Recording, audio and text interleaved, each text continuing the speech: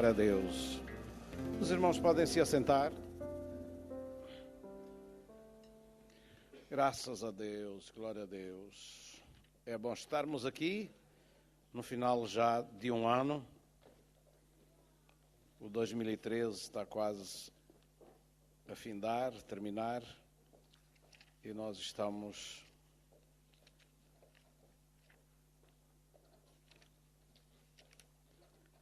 chegando ao 2014. Mas Deus tem sido fiel. Amém? Deus tem sido fiel. Deus nos tem ajudado até aqui e Deus tem nos abençoado, nos sustentado, nos fortalecido, e nós damos muitas graças a Deus por isso. Aleluia. Glória a Deus.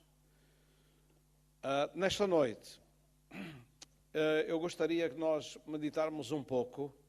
Vamos ler vários versículos da Bíblia e vamos ver como Deus cumpriu a sua promessa feita ao longo da história humana. Desde o início, Deus fez promessas e Deus cumpriu essas promessas em Jesus Cristo. Quando nós olhamos para a fidelidade de Deus e como Deus cumpriu tudo aquilo que estava relacionado com Jesus e relacionado com a sua primeira vinda, e todos os pormenores se cumpriram da palavra de Deus, então nós recebemos uma convicção, uma certeza, que como Deus foi fiel, cumprindo as suas promessas, algumas delas passadas, nós temos a certeza que Deus vai cumprir toda a sua palavra. Amém? Toda a sua palavra. Glória seja dada ao nome do Senhor. Podemos começar por ler em Gálatas. Gálatas, capítulo 4, versículo 4 a 7.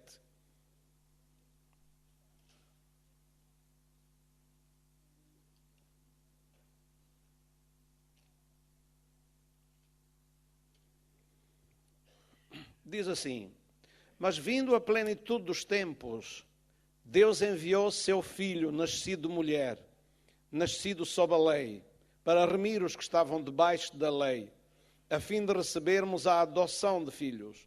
E porque sois filhos, Deus enviou aos nossos corações o Espírito de seu Filho, que clama: Abba, Pai. E assim já não és mais servo, mas filho. E se és filho, és também herdeiro de Deus por Cristo. Amém. Glória a Deus. Tem aqui esta leitura. Na plenitude dos tempos, diz aqui, vindo a plenitude dos tempos, Deus enviou o seu Filho, nascido de mulher, nascido sob a lei, com um objetivo de remir os que estavam debaixo da lei, a fim de recebermos a adoção de filhos. Graças a Deus. Na plenitude dos tempos, no tempo certo, no tempo de Deus, no apogeu, no momento certo que Deus tinha preparado, Deus cumpriu a sua palavra, que vinha falando através dos profetas desde o início da história humana. Talvez nós podemos situar Deus prometendo um Salvador, um Redentor, lá mesmo no Jardim do Éden. No Jardim do Éden, quando Adão e Eva pecaram, Deus lhes deu uma promessa.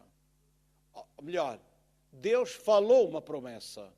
Deus disse alguma coisa. Até nem foi para Adão e Eva, foi para a serpente. Não é?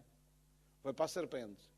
Porque disse que haverá inimizade entre ti e a mulher, a serpente e a mulher. Tu lhe ferirás o calcanhar, ou melhor, esta te ferirá o calcanhar, ou te ferirá a cabeça, e tu lhe ferirás o calcanhar. Então, ali está uma promessa de que o descendente da mulher iria ferir a cabeça da serpente e trazer vitória para a humanidade. Isto está no capítulo 3 de Gênesis e versículo 15. Então, lá está dito, dada uma sentença, que havia de vir alguém nascido de mulher, da semente da mulher, que deveria realizar uma obra grandiosa em favor da humanidade. Por isso diz aqui, na plenitude dos tempos, Deus enviou o seu Filho, nascido de, digam lá, um bocadinho mais alto, porque esses irmãos parece que não estão cá. Nascido de mulher. Muito bem. A descendência da mulher. Não do homem, mas da mulher. Amém. Glória a Deus. Então ali está a primeira promessa, ou a primeira declaração de que Deus iria enviar alguém, descendente de mulher. Glória a Deus. Nascido de mulher. Deus é fiel. Deus é fiel. A sua palavra, ela mostra que sim. Em Jeremias, a Bíblia diz, no capítulo 1, versículo 11 e 12, que eu velo pela minha palavra para a cumprir. Eu velo pela minha palavra para a cumprir. Também lá em Josué, capítulo 23 e versículo 14, diz que nenhuma das boas palavras que Deus falou para a casa de Israel falhou. Todas se cumpriram, nenhuma delas caiu por terra. Glória a Deus. O que é que isto quer dizer? Que Deus cumpriu tudo o que havia dito. Glória a Deus. Deus é fiel. Deus cumpre a sua palavra. Portanto, a palavra de Deus registada pelos profetas foi confirmada. Lá em Gênesis, já vimos, foi a primeira promessa. Depois nós podemos verificar que em Gênesis capítulo 12, Deus dá uma promessa a Abraão, dizendo que na sua descendência seriam abençoadas ou benditas todas as famílias ou etnias da terra. Todas as famílias da terra seriam abençoadas. Como é que isso viria a acontecer? A descendência de Abraão resultou na nação de Israel. A nação de Israel tinha 12 tribos, uma delas era a tribo de Judá. Na tribo de Judá havia uma família, a família de Quis, de onde veio Davi, um dos filhos era Davi. Davi foi rei de Israel. A descendência de Davi, do reino de Davi, veio dar em Jesus Cristo, e Jesus Cristo é o descendente de Abraão, ou da descendência de Abraão, da descendência de Israel, e Jesus disse que a salvação vem dos judeus, de Judá, vem dos judeus. Glória a Deus.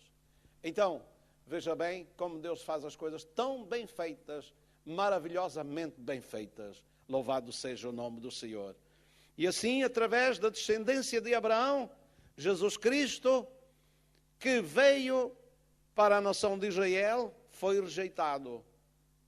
E isso tinha um propósito de Deus, que fosse assim, para que toda a terra, em todo lugar, em todas as nações, todos os povos, todas as etnias da terra, todas as tribos, pudessem ter oportunidade de ouvir o Evangelho e serem salvos. Glória a Deus. E isso está acontecendo no tempo presente. Veja como Deus foi fiel à sua palavra para com Abraão. Em Deuteronômio capítulo 18, versículo 18, Deus disse a Moisés, ou melhor, Moisés disse ao povo, porque Deus lhe falou, que Deus iria levantar um profeta semelhante a ele e que deviam ouvir tudo o que ele dissesse. E todo aquele que não desse ouvidos à sua palavra, esse morreria. Então, nós vemos, mais uma vez, Deus nas Escrituras está falando acerca da vinda de um grande profeta. Não era ele que seria semelhante a Moisés. Moisés é que seria uma semelhança dele. Amém. Porque esse profeta era antes de Moisés. Existia antes de Moisés, como existia antes de Abraão também. Não é verdade? Foi o próprio Jesus que disse, antes que Abraão existisse, eu sou. Glória a Deus. Antes que Abraão existisse, eu sou.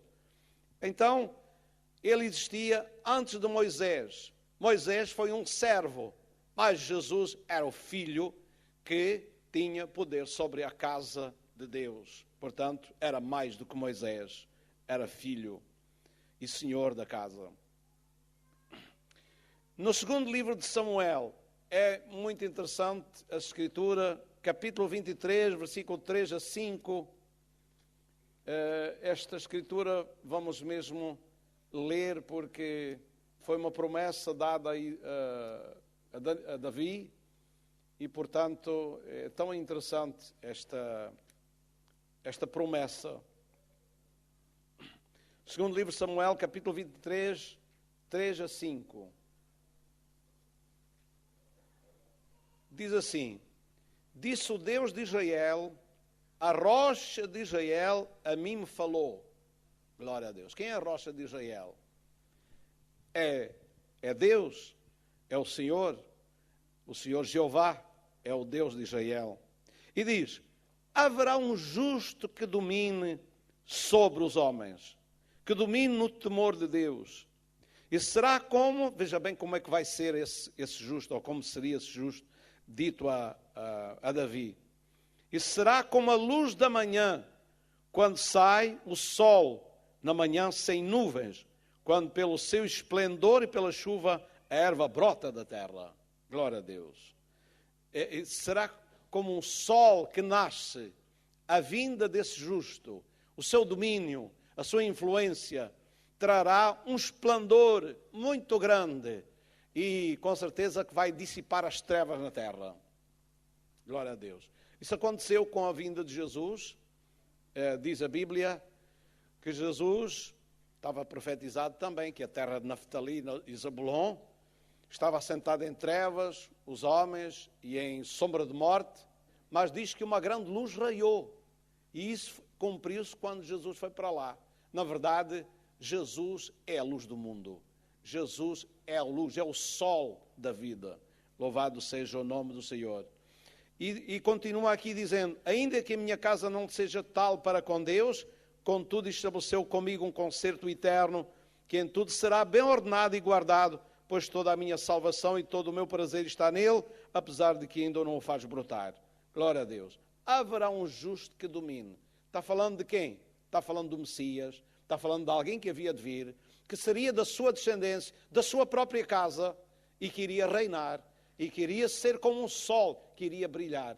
Por isso, Jesus já veio, já mostrou um brilho, que não foi exatamente como Israel esperava, mas há de vir como o sol da justiça, e há de trazer luz, libertação e um novo rumo para a nação de Israel, muito especial, e para o mundo inteiro. Glória a Deus. Muito bem.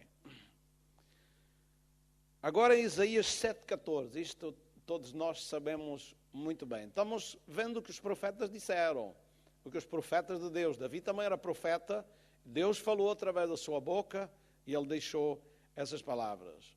Eis que a virgem conceberá e dará à luz um filho e chamá-lo-ão pelo nome de Emanuel. Amém. O seu nome será Emanuel. Porquê? Porque será Deus conosco. Deus conosco. Essa é outra profecia relacionada, apontando para o Messias, para a vinda do Messias, para a vinda do Senhor Jesus Cristo, que ele seria Deus conosco. Emanuel, Deus conosco. Não vou aqui ficar muito tempo, está tudo mencionado, a relação da profecia com Jesus Cristo nos Evangelhos, por isso em Mateus, muito em especial. Então não vou aqui ficar. Isaías, capítulo 9, versículo 6. Essa é a mais nítida, é uma objetiva, falando acerca de Jesus, cerca de 700 a 750 anos antes do seu nascimento. Isaías disse: porque um menino nos nasceu, um filho se nos deu, e o principado está sobre os seus ombros, e o seu nome será Maravilhoso, Conselheiro, Deus Forte, Pai da Eternidade, Príncipe da Paz. Glória a Deus, louvado seja Deus. Podemos louvar a Deus como Deus foi revelando cada vez de forma mais clara acerca da vinda do seu amado Filho que havia de vir. Glória a Deus.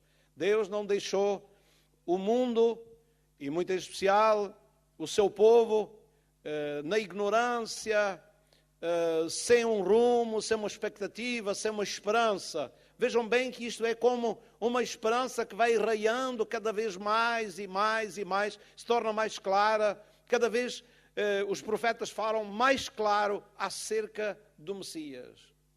acerca de Jesus. E eu estou só falando praticamente do seu nascimento. Não estou falando da sua vida, da sua morte, da sua conduta, enfim, da sua ressurreição. Tudo isso está nas Escrituras e podemos analisar. O que é de tão grande benefício para a nossa alma, nós analisarmos estas coisas. Quantos é que se sentem abençoados com isto? Pode dar glória a Deus por isso. Cada vez que eu medito nestas coisas, eu digo, ó Deus, Tu és fiel, Tu és maravilhoso. Nós podemos confiar inteiramente em Ti. Glória a Deus. Aleluia. Reforça as nossas convicções. Graças a Deus. Então, 9:6 diz acerca de um menino e acerca de um filho que nos foi dado. Glória a Deus. Ali está apontando para o Filho de Deus. Não é apenas um filho humano, um filho de Maria, mas é o próprio Filho de Deus. Porque ele será chamado Filho de Deus. Foi dito pelo anjo a Maria, quando foi anunciado que ela ia ser mãe do Salvador, do Redentor, do Messias. Então foi-lhe dito que descerá sobre ti a sombra do Altíssimo te cobrirá, o Espírito Santo, porque também o que há de nascer será chamado Filho do Altíssimo. Glória a Deus, Filho de Deus. Depois nós temos ainda, não estou falando tudo, estou só mencionando algumas. Em Jeremias capítulo 23, versículos 5 e 6, fala também de um rei que havia de vir, de um justo que havia de vir. Jeremias 23, 5 e 6. Diz assim: eis que vêm dias, está o profeta apontando, diz o Senhor, em que levantarei a Davi um renovo justo, e sendo rei, reinará, e prosperará e praticará o juízo e a justiça na terra. Nos seus dias Judá será salvo, e Israel habitará seguro. E este será o seu nome com que o nomearão: o Senhor, justiça nossa. Está falando de alguém que havia de vir. É verdade, como está falando aqui, esta profecia não está cumprida na sua totalidade. Esta profecia só está parcialmente cumprida. Significa que alguém havia de vir.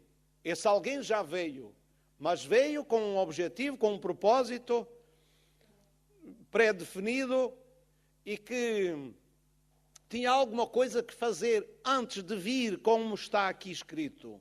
Como está aqui, com este objetivo, fazer justiça na terra, de ser rei, reinar. Como sabem, algumas vezes o povo de Israel, os seus seguidores, quiseram fazê-lo rei. Foram à procura dele para o fazer rei. Mas Jesus não quis ser levantado como rei na sua primeira vinda. Não. Jesus quis ser coroado como o rei dos judeus, mas com uma coroa de espinhos na sua cabeça. Antes de ser coroado com uma coroa de glória. Ele foi coroado com uma coroa de espinhos. Porque antes que ele viesse para reinar em glória, e que aqueles que irão desfrutar o reino com ele, ele precisava de morrer pelos seus pecados antes e fazer uma obra expiatória pelos pecados da humanidade, para que aqueles que crescem e o seguissem e forem participar no seu reino estejam remidos, lavados e purificados com o seu próprio sangue. Glória a Deus. Então era necessário que ele fizesse alguma coisa antes. Por isso as profecias, algumas estão em parte cumpridas. A promessa da vinda está cumprida. A primeira vinda, ele veio. Mas a promessa de ele reinar ainda se vai cumprir no futuro. Agora Jesus está reinando através da sua igreja. Amém? Agora Jesus morreu, ressuscitou e foi para o céu. E pelo seu Espírito está sendo Senhor na vida de cada um de nós, que se submete voluntariamente, sem o ver ainda. Sem o ver. Se submete e deixa Ele reinar no seu coração. E foi para isso que Jesus nasceu. Para ser Senhor tanto dos vivos como dos mortos. Para ser Senhor das nossas vidas. É verdade ou não é? Quantos é que acreditam nisso? creem nisso e se dispõem a deixar Jesus ser Senhor da sua vida. Glória a Deus. Então, estamos a ver várias profecias. Miqueias vai a um pormenor muito interessante. Miqueias capítulo 5, versículo 2. Miqueias capítulo 5, versículo 2. Quem é que sabe o que diz lá em Miqueias capítulo 5, versículo 2? É muito interessante que ali até aponta o lugar onde ele iria nascer. E não há confusão nenhuma, porque está dizendo que o que vai nascer lá não é um qualquer. Não é um qualquer. É tão importante. Também não é alguém que nasceu e veio à existência. Ele já existia muito antes de nascer aqui na terra. É muito interessante este versículo. Diz aqui o profeta apontando para a cidade de Belém. Não sei se ele estaria num lugar onde avistava aquela cidadela naquele tempo, que era a terra natal de Davi. Belém Efrata era a terra natal de Davi. E Davi nasceu, morou lá. E por isso era dali que devia nascer, da descendência de Davi. E embora Maria estivesse em Nazaré, ela veio de Nazaré a Belém e ali deu-se o nascimento do Senhor Jesus Cristo. Já sabemos como é que isso aconteceu, não é? O que Deus fez para que se cumprisse esta profecia, porque a maior parte dos homens, das pessoas, não tem a noção de certos pormenores da Bíblia, das Escrituras, que se deveriam cumprir. Maria, por exemplo, não teria noção, nem José, possivelmente. Mas Deus colocou lá na mente do imperador uma visão, um pensamento de saber quantas pessoas tinha no seu império, saber contar, na verdade, um censo. E assim lá teve que vir Maria e José, lá de Nazaré até Belém, porque eram ali estavam os seus registros, e vieram ali se alistar.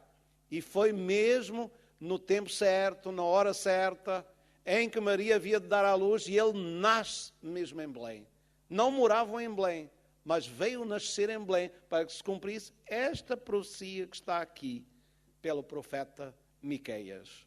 Glória a Deus. Tu, Belém Efrata, posto que pequena entre milhares de Judá, de ti me sairá o que será Senhor em Israel, e cujas saídas são desde os tempos antigos, desde os dias da eternidade. Não só ele seria Senhor, mas ele era aquele, sua existência era desde os dias da eternidade e as suas saídas desde a antiguidade, os tempos antigos. Glória a Deus. Passamos adiante, porque temos mais coisas para ver, para ler ainda. Malaquias, que é o último livro do Velho Testamento. Malaquias é o último livro do Velho Testamento, e no capítulo 3, versículo 1, diz assim: Eis que envio o meu anjo, que preparará o caminho diante de mim. E de repente virá ao seu templo o Senhor, a quem vós buscais, o anjo do concerto, a quem vós desejais. Eis que vem, diz o Senhor dos Exércitos. Glória a Deus. Eis que envio o meu anjo, que preparará o caminho diante de mim. Quero dizer que há duas espécies de anjos. Há os anjos celestiais, os enviados de Deus do céu, e há anjos terrestres. Anjos terrestres.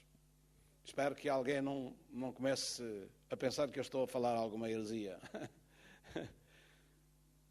Os anjos terrestres não têm asas. Os anjos do céu têm asas. Mas ambos são mensageiros de Deus. São mensageiros, porque anjo significa mensageiro. E quando fala aqui de anjo, não está falando de um anjo do céu. Está falando de João Batista, o mensageiro que veio antes de Jesus. Amém? E se os irmãos querem ver que anjo, não só João Batista é considerado um anjo, como Jesus também é chamado o anjo do conselho, porque é o mensageiro que veio. Como também no mesmo livro está falando acerca de Levi, no capítulo 2, e diz assim,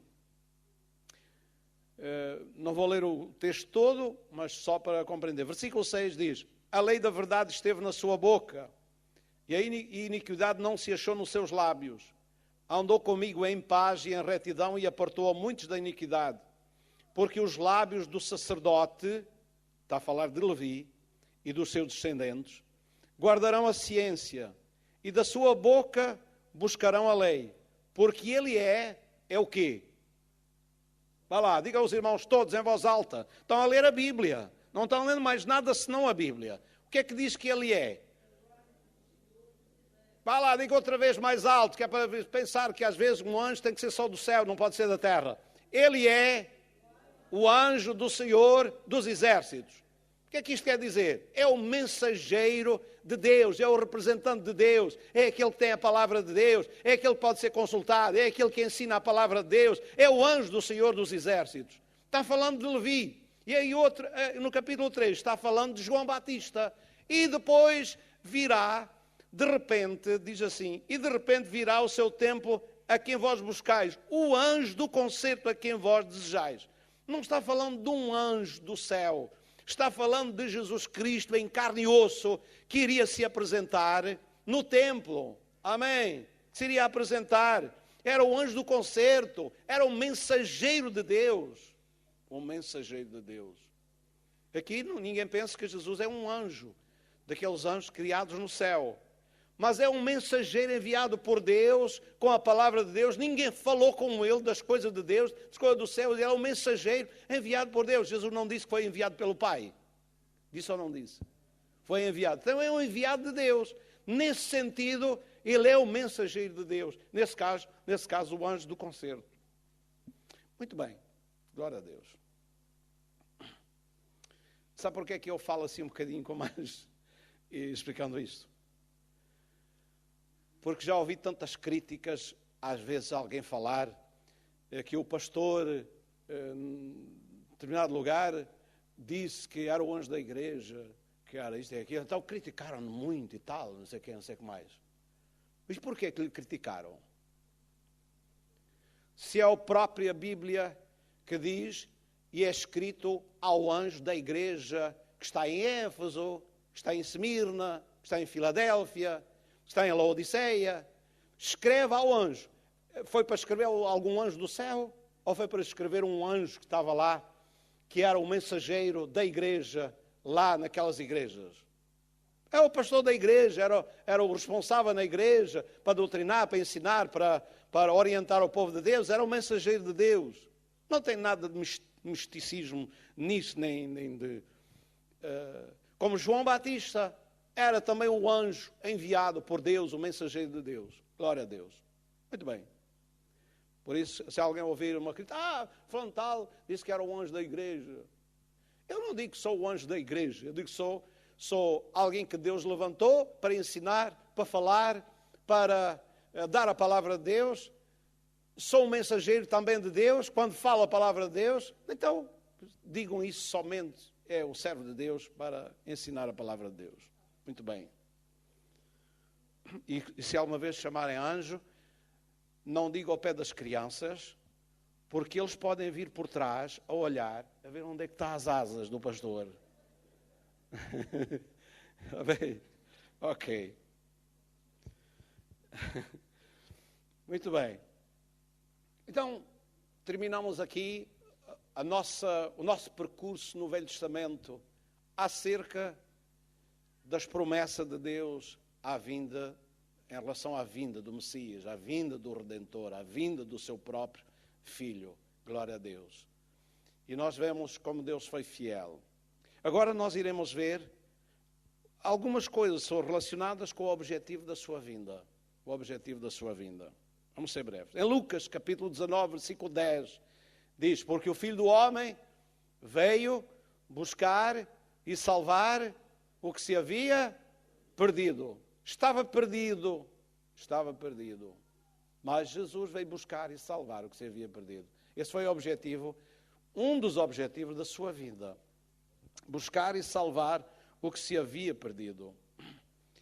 Em João capítulo 10 e versículo 10, a Bíblia diz-nos que Jesus veio para dar vida e vida com abundância. Glória a Deus. Este foi um dos objetivos da vinda de Jesus também. Foi dar vida. Só se dá vida a quem está morto. É verdade ou não é? A quem está morto. Quem está separado da vida de Deus.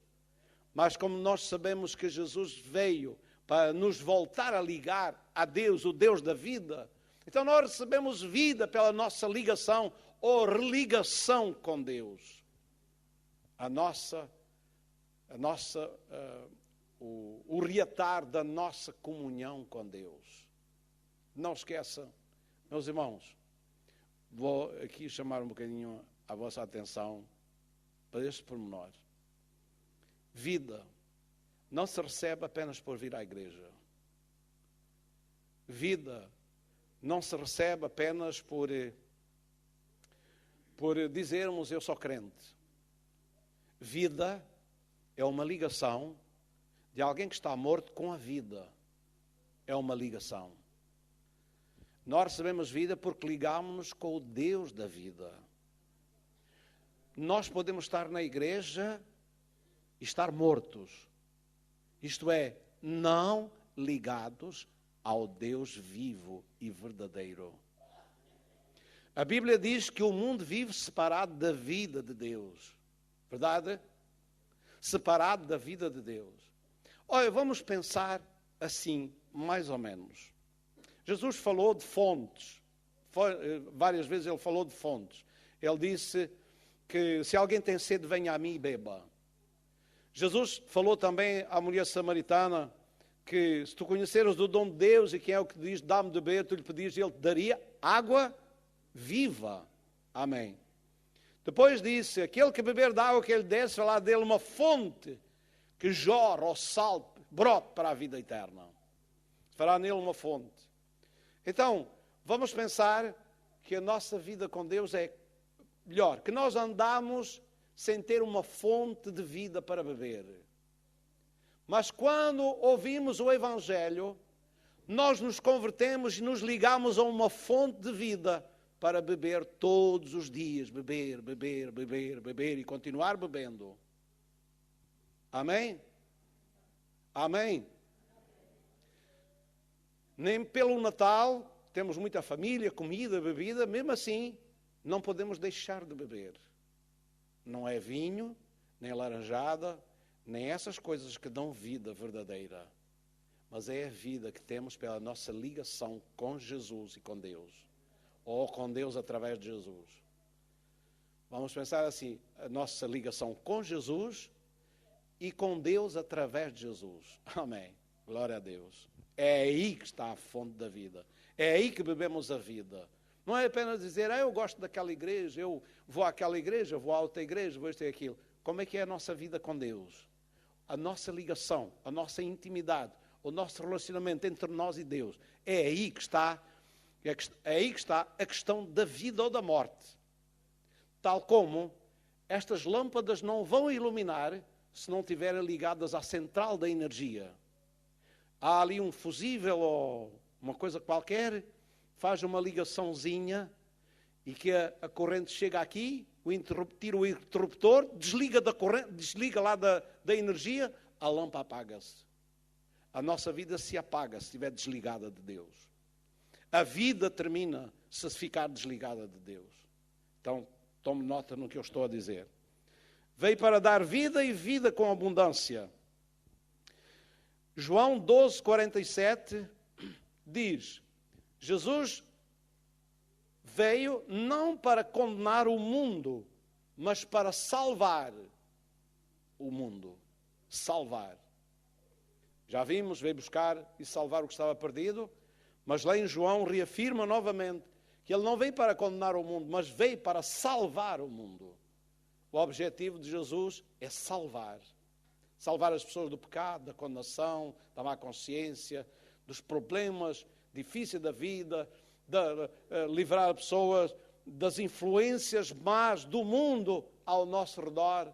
A verdade, das más influências, Jesus veio salvar. Não veio condenar, não veio para tirar em cara os nossos pecados, não veio para dizer que nós somos uns grandes pecadores, nós merecemos para o inferno, está despachado. Não, ele veio dizer, tu és um pecador, mas eu morri por ti para te salvar. Então somente haja um arrependimento, haja uma mudança de atitude e tudo mudará. Amém? Tudo mudará. Depois nós temos também em Tito 2,14, Jesus diz, veio para purificar para si um povo seu, especial, zeloso de boas obras. Jesus veio para purificar um povo para si, zeloso de boas obras, um povo especial, um povo para si. Os irmãos sabem o que é purificar? Sabem o que é limpar? O que está sujo? Sabem o que é santificar? Sabe o que é que isso significa? Limpar, purificar, santificar. É separar, tirar da imundícia, lavar, expurgar as coisas más da vida, tirá-las para fora e dar-nos uma vida renovada, nova. Amém? Uma vida nova. Então, a igreja do Senhor, o objetivo com que Jesus veio foi preparar um povo. E esse povo ser um povo purificado. Purificado dos seus pecados passados e santificado para viver uma vida consagrada no presente. Amém? Não viver pecando, não viver misturado com o mundo, com a imundície do mundo, com o pecado do mundo, com os desejos e prazeres do mundo, mas viver uma vida separada para Deus. Amém? Foi um dos objetivos. Jesus morreu e ressuscitou para ser Senhor das nossas vidas. Para nós não vivermos mais como vivíamos outrora, mas vivermos uma vida limpa, uma vida que agora pode brilhar a beleza da santidade de Jesus também na nossa vida. Amém? Glória a Deus. Não esqueça aí que isso é importante. Hebreus capítulo 2, versículo 14 e 15. Os irmãos ainda estão cá? Ainda me ouvem? Ainda me estão ouvindo? Muito bem, ok. É porque depois de deixarem de ouvir, não vale a pena estar a falar, porque não estou aqui a falar para as paredes, nem tenho tal intenção. Estou a falar para ouvidos, para pessoas que estão absorvendo, estão entendendo, estão revivendo, estão lembrando coisas que já ouviram, que já leram, mas estamos lembrando e o Espírito Santo está nos ajudando, com certeza, com certeza. Sim? O Espírito Santo está nos ajudando? Nós estamos sensíveis, estamos... Glória a Deus. Hebreus 2, 14 e 15. Diz que ele se fez homem para aniquilar o que tinha o império da morte. Para que os que estavam por medo da morte sujeitos à escravidão. Para libertar os que estavam por medo da morte sujeitos à escravidão. Por causa do medo. O medo da morte. O que tinha o império da morte. Jesus, quando veio, Satanás era o Senhor e Rei, não é? Influenciando a vida das pessoas e causando medo, e as pessoas eram escravas. Mas graças a Deus que Jesus veio para aniquilar o que tinha o império da morte, a fim de que nós não vivêssemos com medo, mas vivêssemos com confiança. Amém? Tira essa palavra medo e meta aí confiança, fé.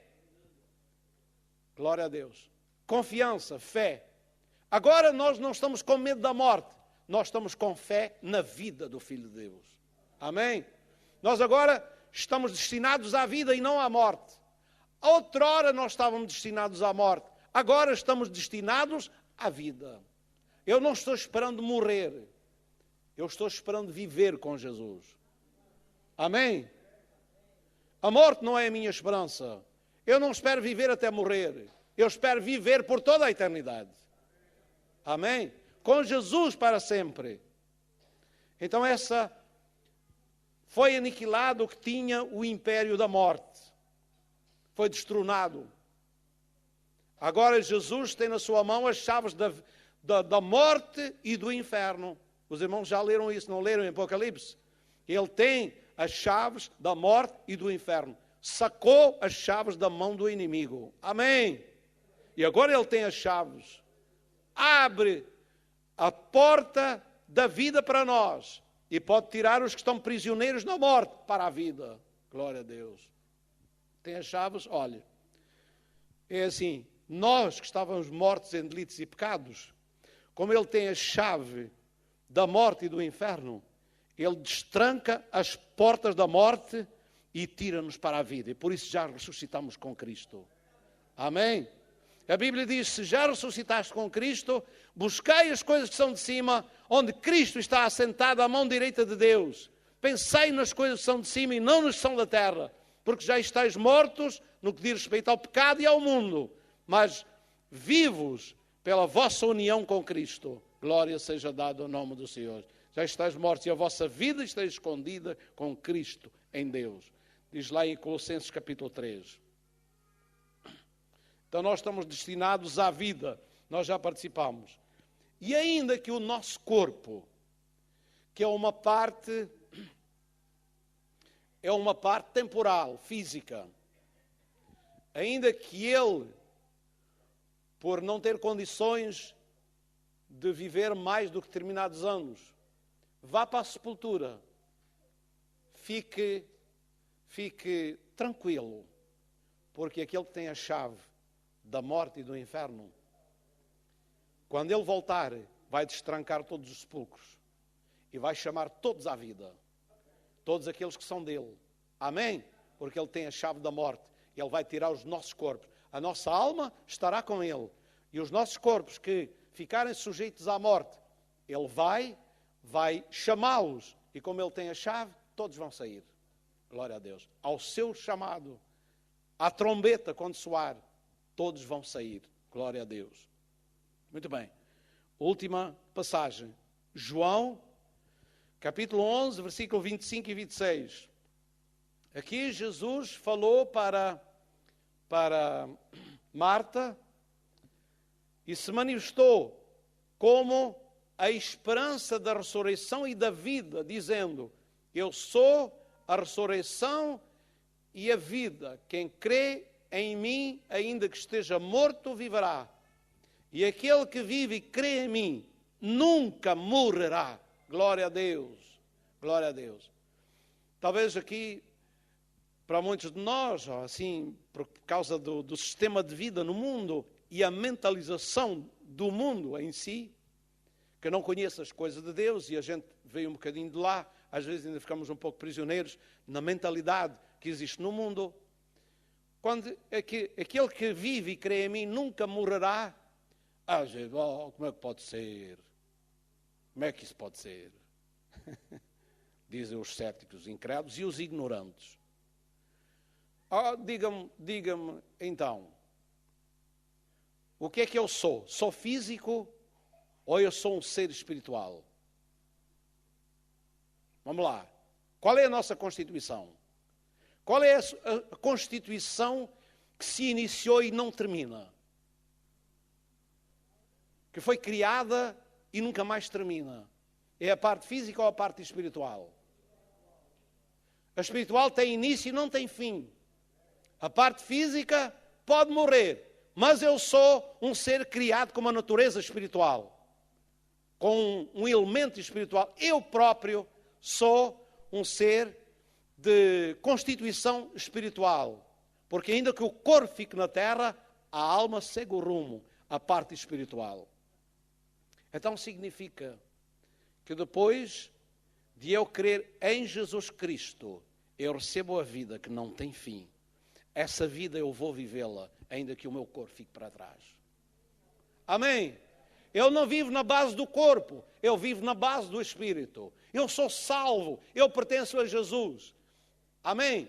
E uma vez que eu pertenço a Jesus, eu sou de Jesus enquanto vivo na terra, e depois de deixar de viver na terra, continuarei a viver com Ele por toda a eternidade.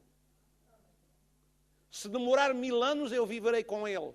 Se demorar 2000 até o dia da ressurreição, viverei com Ele. Mas eu espero que não haja 1000 anos, nem 100 anos, que dentro em breve Jesus vai voltar. Amém? E aqueles que morreram em Cristo vão ressuscitar. Então, meus irmãos, aquele que vive e crê em mim nunca morrerá, porque não está falando para o homem físico, mas para o homem espiritual. Amém? E assim, essa palavra se cumpre naquele especialmente que pertence ao Senhor. Então, Jesus é a nossa esperança. Jesus veio para dar esperança ao ser humano. Que eles estavam com medo da morte, que iriam para a morte, confinados à morte, e que o diabo teria o domínio sobre a sua vida. Agora Jesus já veio, e a certeza que nós não vamos ficar no domínio da morte é porque Jesus morreu, foi para a sepultura e ao terceiro dia ressuscitou. E está vivo para sempre. Diga, Jesus está vivo. E agora vou fazer uma pergunta aos irmãos. De acordo com aquilo que Paulo fala no capítulo 15 de 1 aos Coríntios, que fala da ressurreição, ele diz, para o ser humano em geral, se não há ressurreição, também Jesus não ressuscitou.